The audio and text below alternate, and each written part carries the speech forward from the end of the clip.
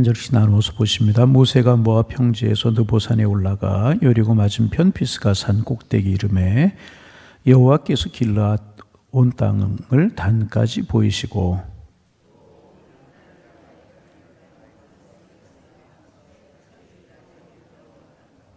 네겝과 종려나무의 성읍 여리고 골짜기 평지를 소알까지 보이시고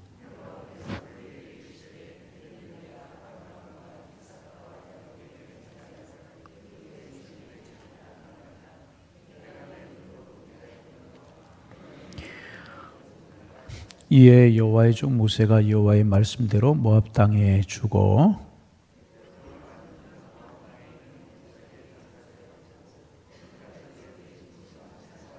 모세가 죽을 때의 나이 120세였으나 그의 눈이 흐리지 아니하였고 기력이 쇠하지 아니하였더라.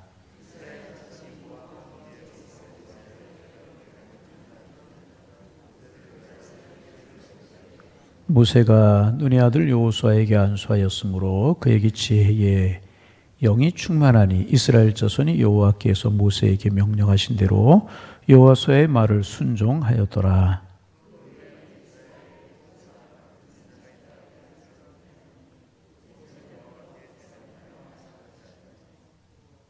11절 12절 함께 보십니다. 여호와께서 그를 애굽 땅에 보내사 바로와 그의 모든 신하와 그의 온 땅의 모든 이적과 기사와 모든 큰 권능과 위엄을 행하게 하심에 온 이스라엘의 목전에서 그것을 행한 자이더라. 아멘.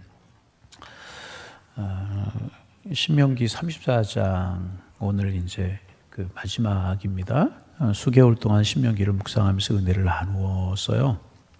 그리고 33장에서 우리가 묵상한 것처럼 이제 모압 땅에서 모세가 이스라엘 백성들 12집 하나하나씩 축복하잖아요. 그리고 그 축복이 이제 끝났습니다. 그리고 모세가 비스가 산 꼭대기로 올라가요. 이제 비스가 산을 다른 말로 느보산이라고도 이야기를 하는데 지금은 이제 요르단 지역에 있는 그런 땅입니다. 높은 산이죠. 그 지역에서는 비교적 높은 산입니다. 높은 산에 올라가면 멀리 보이고 많이 보이잖아요. 올라가서 보니까 가나안 땅이 보이는 거예요. 40년 동안 구름 기둥과 불 기둥으로 만나 맺주라기로 하나님이 먹이셨지만 광야 생활이 불편한 것들이 많이 있었을 거예요. 그럼에도 불구하고 광야 생활을 이기면서 올 수 있었던 것이 뭐예요? 가나안 복지를 바라봤기 때문에 올 수가 있었어요. 하나님께서 이제 그 가나안 땅을 바라보라고 말씀하시는 겁니다. 그래서 이제 바라보니까 단가 온 이스라엘 전역이 그 느보산에 올라가서 보면 가나안 땅이, 느보산을 내려가면 요단강이고 요단강을 건너가면 가나안 땅이 되게 되는 것입니다. 가나안 땅이 이제 보이게 이제 되는 것입니다. 오늘 그래서 1절부터 3절에 쭉 보면 쭉 모세가 이제 가나안 땅 전역을 하나님이 보라고 그래서 보는 거예요. 그런데 4절에 하나님께서 뭐라고 말씀하시는가? 4절 말씀 읽어봅니다.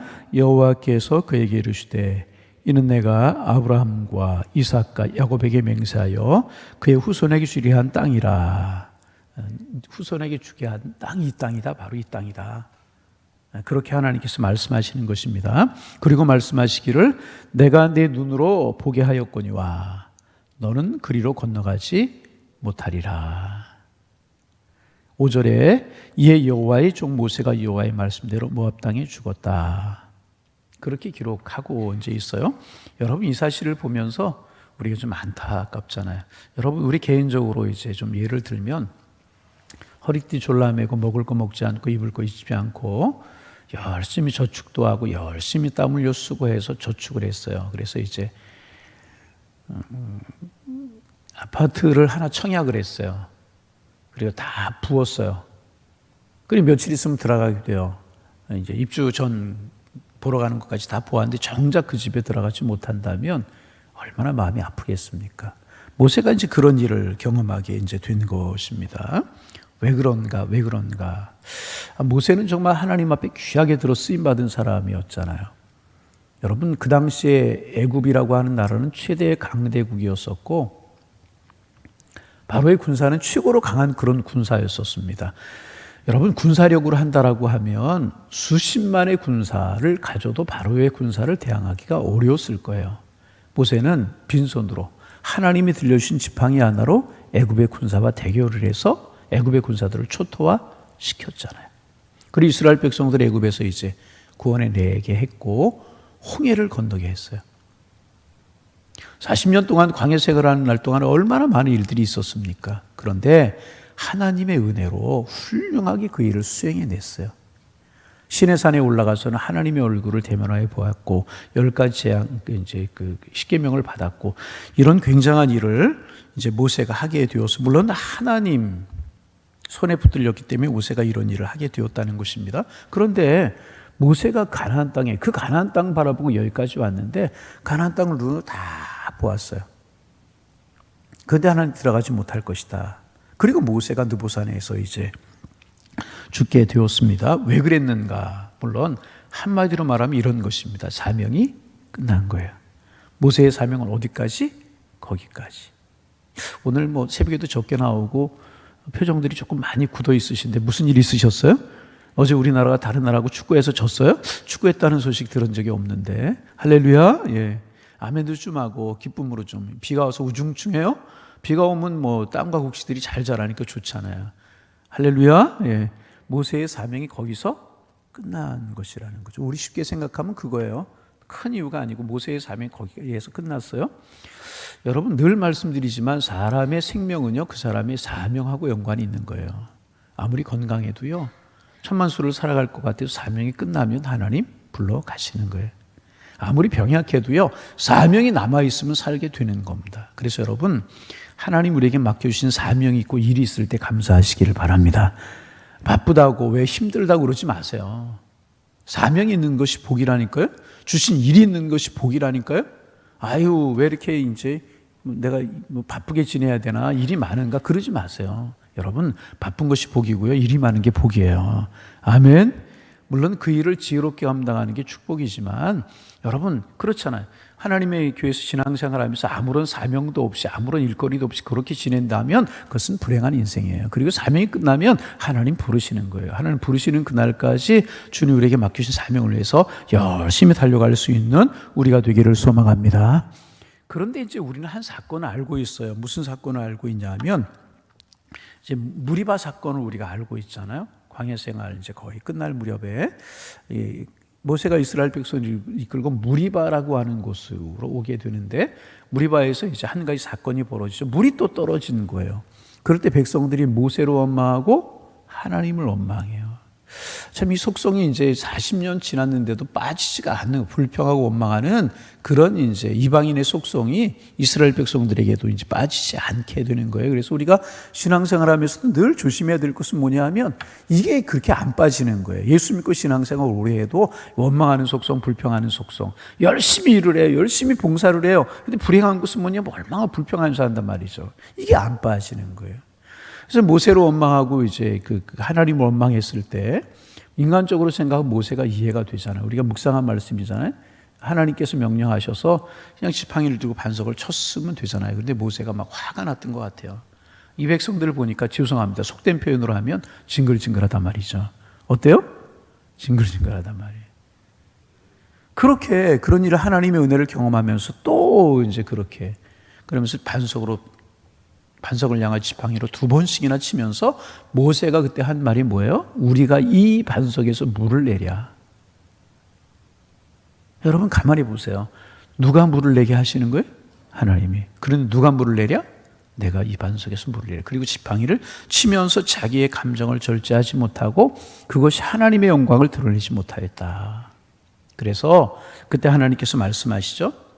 너는 가나안 땅에 들어가지 못할 것이다.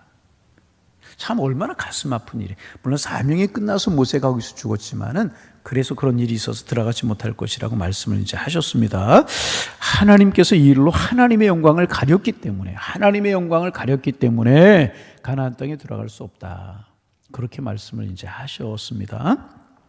여러분 이것은 어떤 의미에서 율법의 한계라고 이야기를 할 수 있어요. 모세는 이스라엘 사람들 중에서 가장 온유한 사람이라고 그랬어요. 그래서 민수기 12장 3절에 보면 이 사람 모세는 온유함이 지면에 모든 사람보다 승하더라. 모세는 온유한 사람이라고 성경 그렇게 기록하고 있거든요. 이스라엘 모든 사람보다 모세는 온유한 사람. 온유하다라고 하는 말이 뭐예요? 감정 절제할 줄 알고 그러는 사람이 모세라는 것 아닙니까? 그럼에도 불구하고 이스라엘 백성 이제 이스라엘 백성들의 원망 앞에서 폭발해 버리고 말았다는 그의 감정이 이제 그 이유가 무엇인가? 여러분 여기서 우리 좀 이렇게 좀 신앙적인 면을 생각해 볼 수 있어야 되는데 율법이 여러분 율법이라고 하는 것이 죄를 눌러놓을 수는 있어요. 율법이 죄를 눌러놓을 수 있어요. 법이라고 하는 게 죄를 눌러놓을 수는 있지만은 율법이라고 하는 것이 사람의 깊은 내면을 변화시킬 수는 없다는 거예요. 이걸 기억할 수 있어야 이제 됩니다. 그래서 결과적으로 모세는 자기와 함께 출애굽했던 홍해를 건넜던 사람들과 운명을 같이 할 수밖에 없었어요. 그 사람들 어떻게 됐어요?